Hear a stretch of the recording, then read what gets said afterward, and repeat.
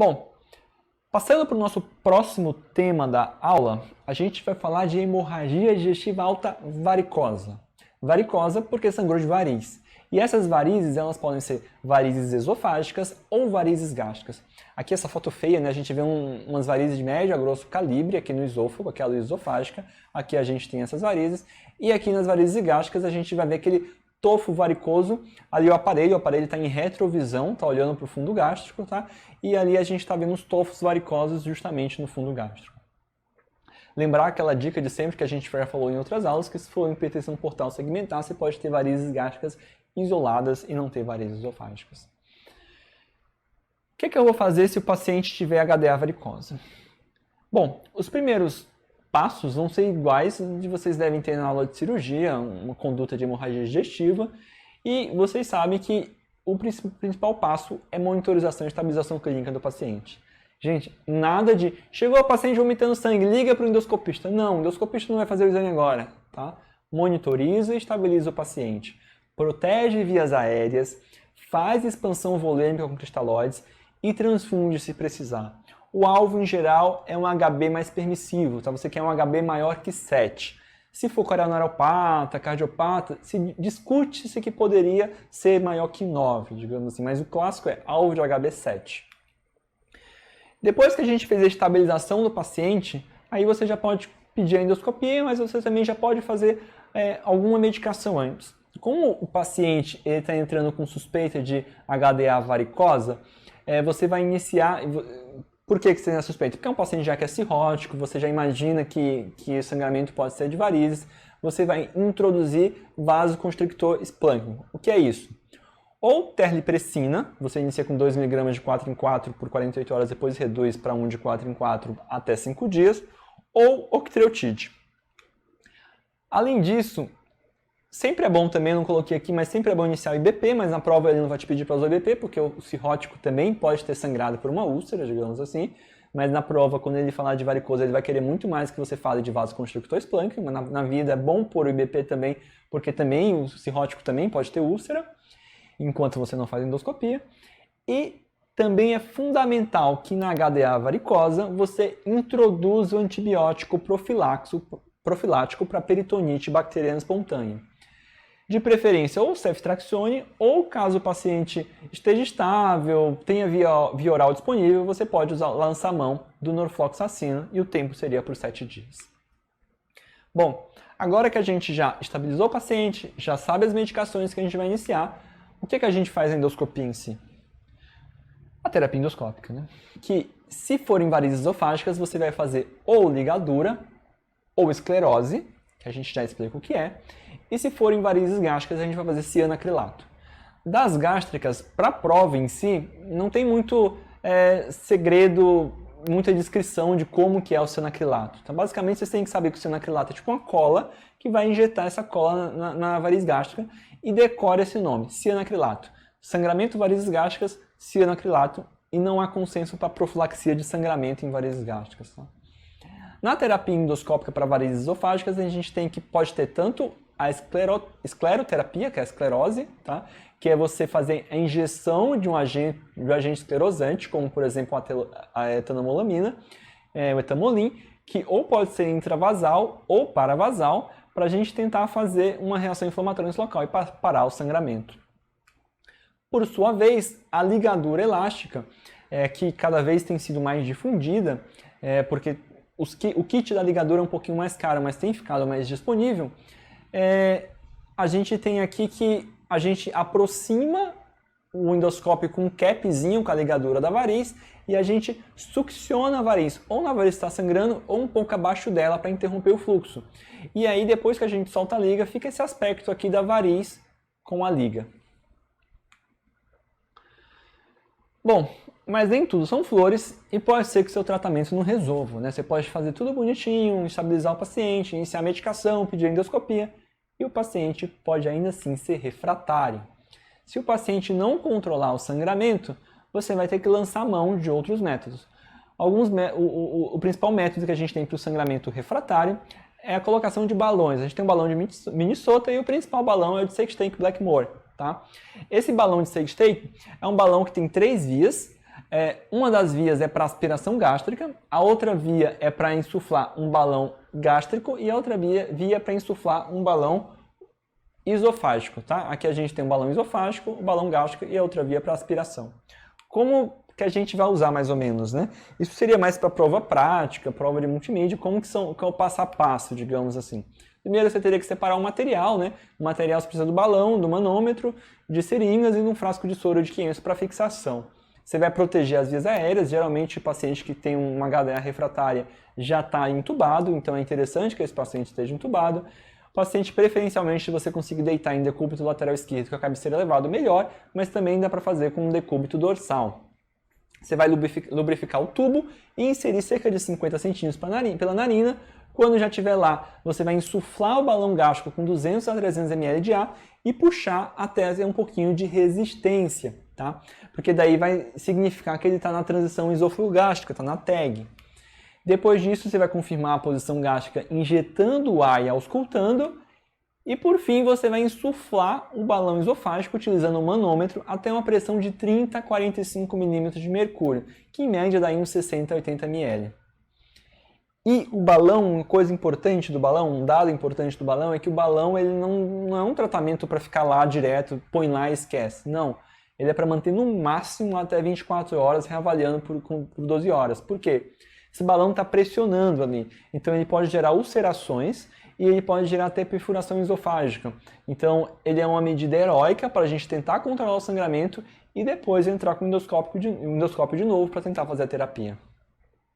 Bom, além do balão, em casos refratários, a gente pode lançar a mão do TIPS, que a gente já falou em outra aula de cirrose, que é um shunt portosistêmico intrahepático transjugular, que vai reduzir a pressão porta e como as varizes são decorrentes da hipertensão portal, reduzindo a pressão portal, a gente vai melhorar a questão do sangramento.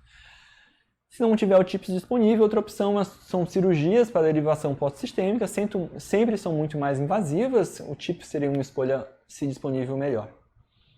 Bom, sangrou, está vivo, eu tenho que prevenir o novo sangramento. Ou nunca sangrou, eu quero prevenir que aconteça uma vez. Por quê? Porque uma HDA varicosa, ela tem uma mortalidade de 15 a 25% em 6 semanas. E a taxa de recidiva em 1 a 2 anos, para quem não faz profilaxia, é até de 70%. Então, assim, se você não prevenir, o paciente vai sangrar de novo e ele vai morrer. Então, você tem que tentar prevenir esse novo sangramento. Da mesma forma de outras profilaxias na medicina, a gente chama de profilaxia primária, se o paciente nunca sangrou, ou profilaxia secundária, se ele já teve sangramento e você quer prevenir um novo episódio. Na profilaxia primária, quando que está indicado? Ou se o paciente faz endoscopia e tem varizes de médio ou grosso calibre, ou se o paciente tem varizes de fino calibre, mas tem sinais da cor vermelha, ou é um cirrótico com hepatopatia avançada, Child C. No caso da secundária, a gente sempre faz profilaxia. Se o paciente sangrou uma vez, você tem que fazer profilaxia de novos sangramentos. Lembra que eu falei que em 1 a 2 anos, até 70% ressangra se você não fizer profilaxia. É muito grande a taxa. Com o que eu vou fazer a profilaxia? No caso da primária, você vai usar ou beta-bloqueador ou vai fazer ligadura elástica. Se for variz de fino calibre, às vezes é mais fácil fazer o beta-bloqueador, porque tecnicamente na variz de fino calibre pode ser um pouco difícil de fazer a ligadura. O beta-bloqueador, em teoria, também ele seria um pouco mais interessante porque ele age na hipertensão portal como um todo e não só trata a variz. Mas é uma opção. Se o paciente tiver variz de médio ou grosso calibre, você pode fazer só a ligadura e aí não precisa usar beta-bloqueador. Até porque tem alguns pacientes que são intolerantes ao beta-bloqueador. No caso da secundária, você vai fazer uma terapia profilática combinada. O paciente vai ter que usar beta-bloqueador e vai ter que fazer ligaduras subsequentes para erradicar as varizes de esôfago. Como que eu uso os beta-bloqueadores? A preferência por beta-bloqueadores não seletivos, como o propanolol e o nadolol, e uma alternativa no último consenso que a gente teve de hipertensão portal é o carvedilol de 6,25 mg de 12 em 12 horas, e a maior parte dos estudos dele é para profilaxia primária. Então, assim, a gente não tem muitos estudos ainda para o carvedilol para profilaxia secundária, então o uso recomendado é mais na profilaxia primária. Você deve ter precaução com o uso de beta-bloqueador em ascites volumosas e refratárias, porque pode acabar piorando o débito cardíaco e piorar com isso a função renal. E também você deve suspender o beta-bloqueador se o paciente está ficando hipotenso, com sistólica menor que 90, se o paciente está em vigência de sangramento, em vigência de PBE ou em vigência de insuficiência renal, porque isso pode acabar descompensando o paciente também, piorando a recuperação dele, mas você pode tentar reintroduzir depois, se esses parâmetros melhorarem. Bom, frente ao que a gente discutiu, vamos para a próxima questão. Unicamp 2020 R3 de clínica.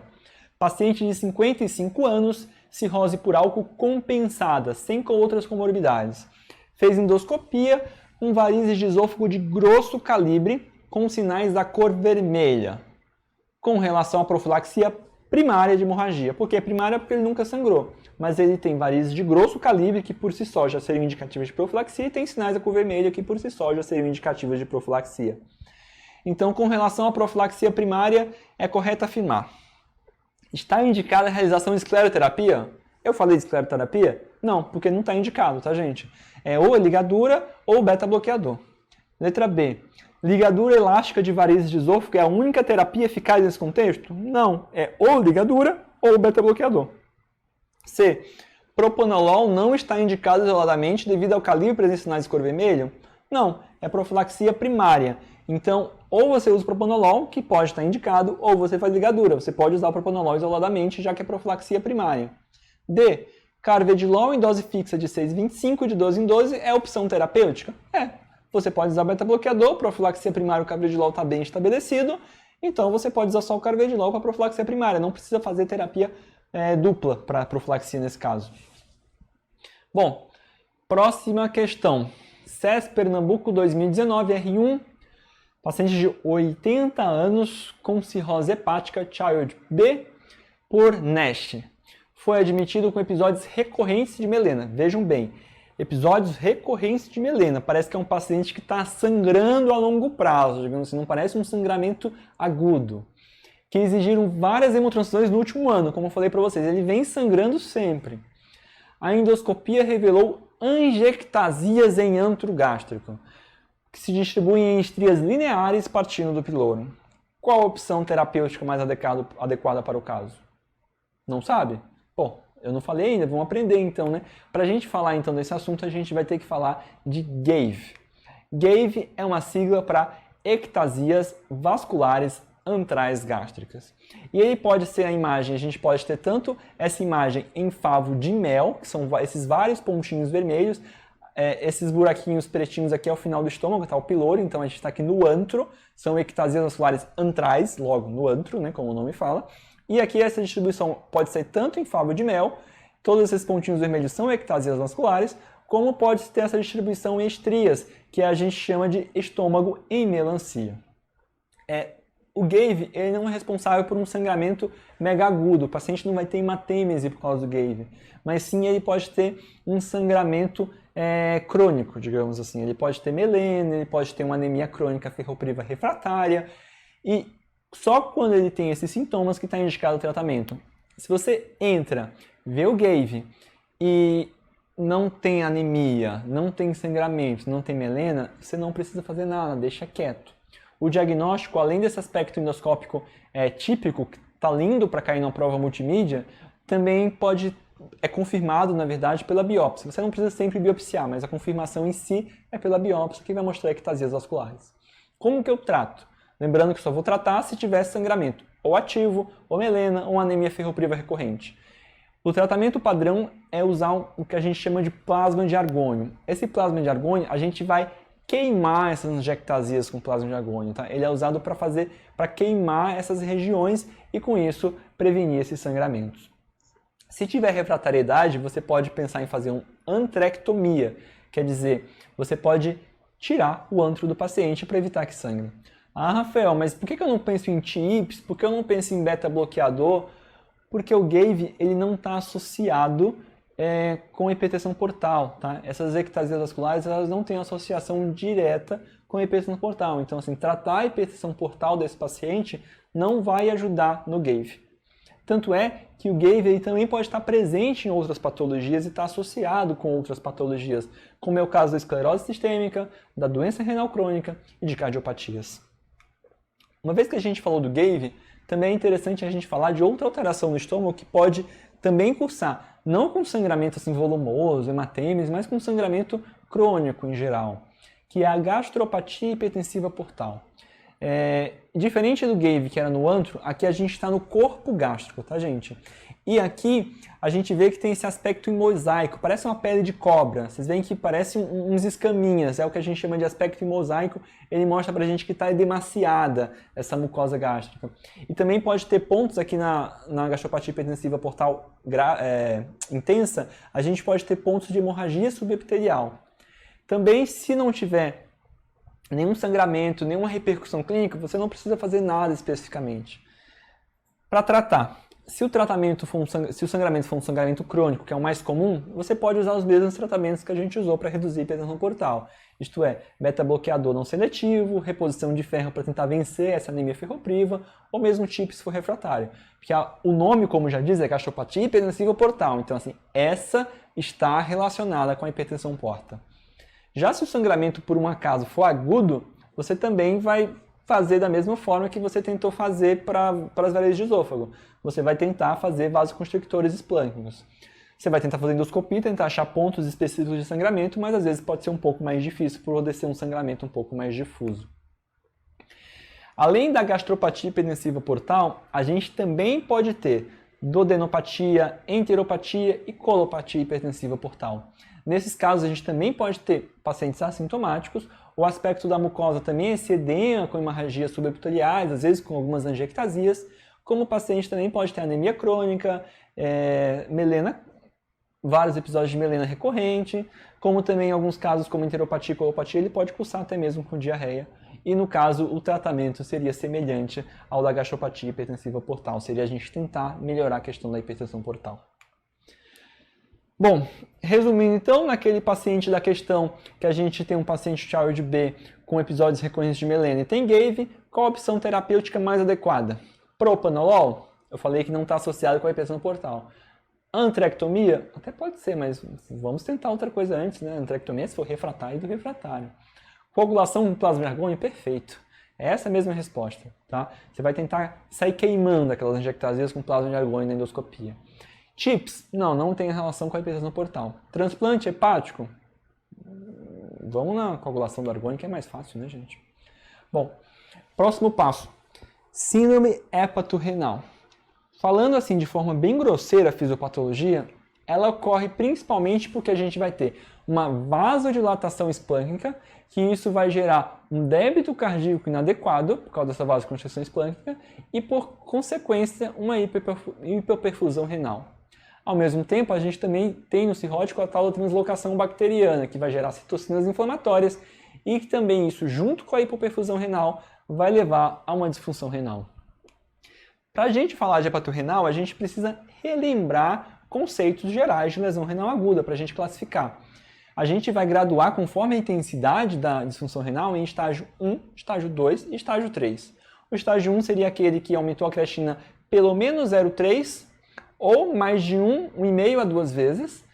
O estágio 2 seria aquele que aumentou a creatina de 2 a 3 vezes. E o 3 seria aquele que aumentou a creatina mais de 3 vezes ou está com a creatina maior que 4, com aumento de pelo menos 0,3 recente, né? Não adianta pegar um cara que já tinha creatina de 4,5 e foi para 4,8, ou que está em terapia de substituição renal ou diálise. Bom, como que eu vou saber se o paciente então tem síndrome hepatorrenal no cirrótico? Primeiro que tem que ser um cirrótico com lesão renal aguda. E aí, antes de eu dizer que ele tem síndrome hepatorrenal, eu preciso retirar diuréticos, eu preciso retirar outras drogas nefrotóxicas que possam piorar a função renal, como, por exemplo, eu preciso retirar anti-inflamatório, por exemplo, vasodilatadores. Eu tenho que descartar infecções. Se o paciente tiver com infecção ativa, ele não vai ter uma síndrome hepatorrenal, ele vai ter uma disfunção renal por conta da infecção, uma disfunção renal da sepse, digamos assim. Além disso, depois que eu faço essas medidas, eu tenho que hidratar o paciente, eu tenho que fornecer albumina 1 grama por quilo, no máximo 100 gramas por dia, por 2 dias. Por quê? Para a gente descartar principalmente um componente pré-renal dessa síndrome hepatorrenal. Então, assim, se o paciente melhorar com essa prova de albumina, significa que ele vai ter um componente mais pré-renal do que propriamente síndrome hepatorrenal. Já se ele tiver ausência de melhora com esses 2 dias de albumina, existe uma chance dele ter síndrome hepaturrenal. A síndrome hepaturrenal, classicamente, eram classificadas em tipo 1 e tipo 2. A tipo 1 era quando aumentava a creatinina maior que 2,5, enfim. A gente mudou essa nomenclatura recentemente. Para que se mudar essa nomenclatura? Justamente porque assim, a tipo 1 tinha que aumentar a creatinina pelo menos acima de 2,5. Então assim, você não pegava o quadro muito precoce, você demorava para agir, digamos assim. A mudança na classificação veio para tentar fazer uma intervenção mais precoce nesses pacientes, que são pacientes graves. Então a tipo 1, ela passou a ser mais ou menos um correlato dela, digamos assim, passou a ser a síndrome hepaturrenal aguda, e a tipo 2 ficou mais a hepaturrenal não aguda, isto é, crônica. No caso da aguda, o que a gente tem de critério para o paciente fechar uma síndrome hepaturrenal aguda? O paciente tem que ter cirrose e ascite, o paciente tem que ter uma lesão renal conforme aqueles critérios que a gente falou, quer dizer que tem que ter aumentado pelo menos a creatinina em 0,3, ele tem que ter ausência de resposta após 2 dias de retirada de diurético e mais albumina venosa, que é o que a gente conversou ainda agora. Ele não pode estar com choque, porque se estiver com choque, a disfunção renal pode ser simplesmente pela hipoperfusão do choque. Ele não pode estar usando drogas nefrotóxicas, que foi que a gente falou que tem que tirar. E ele não pode ter sinais macroscópicos de lesão renal crônica, isto é, ele tem que ter ultrassom renal sem alterações, ele não pode ter proteinúria, ele não pode ter hematúria microscópica. Se ele tiver alguma dessas alterações, ele não pode ter síndrome hepaturrenal. Outro exame que é muito importante, é bom vocês terem em mente para a prova, é o tal do NGAL. Tá? O NGAL, o que vocês precisam saber? Vocês precisam saber que o NGAL ele é um marcador de lesão tubular.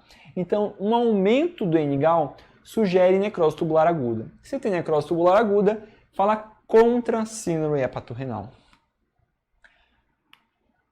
Bom, se a gente tem a hepaturrenal aguda, a gente também tem a hepaturrenal crônica, como a gente falou, né? A hepaturrenal crônica, ela pode ser subaguda ou pode ser mesmo mais crônica. A subaguda seria quando a gente tem um aumento da creatinina em pelo menos 50% em menos de 3 meses. Ou um clearance de creatinina menor que 60, a menos de 3 meses também. Já a mais crônica é quando a gente tem um clearance de creatinina menor que 60 por mais de 3 meses.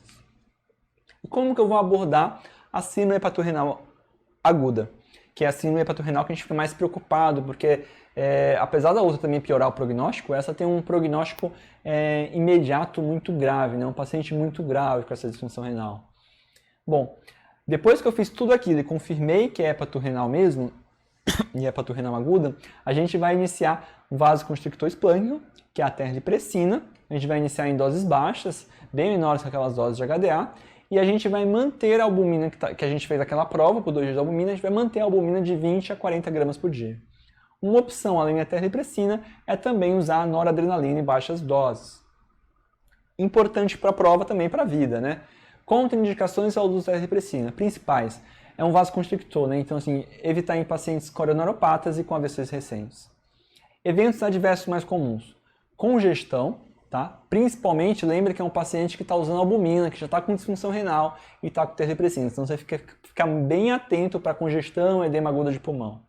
Isquemia de extremidades, dor abdominal e diarreia. São complicações que pode ter com a terlipressina. Eu preciso suspender a terlipressina qualquer um desses efeitos adversos? Não, depende da intensidade. Se você conseguir manobrar os efeitos adversos sem precisar suspender a medicação, você pode continuar. Mas se você forem efeitos adversos muito importantes, você vai ter que suspender a medicação. Bom, iniciar a terlipressina e o próximo passo? O próximo passo é reavaliar o paciente em 2 dias. Se a queda de creatinina foi menor que 25%, o paciente não teve resposta. Se for maior que 20%, maior que 25%, teve resposta. Se então não teve resposta, eu vou ter que aumentar progressivamente a dose de terlipressina. O alvo é até 12 mg por dia, tá, gente? Mas assim, conforme também os efeitos adversos e a tolerância do paciente. Se o paciente não responder mesmo, quais são as opções? Uma opção é dialisar. Outra opção interrogada seria o TIPS, mas aí seria muito mais para o paciente com hepaturrenal não aguda.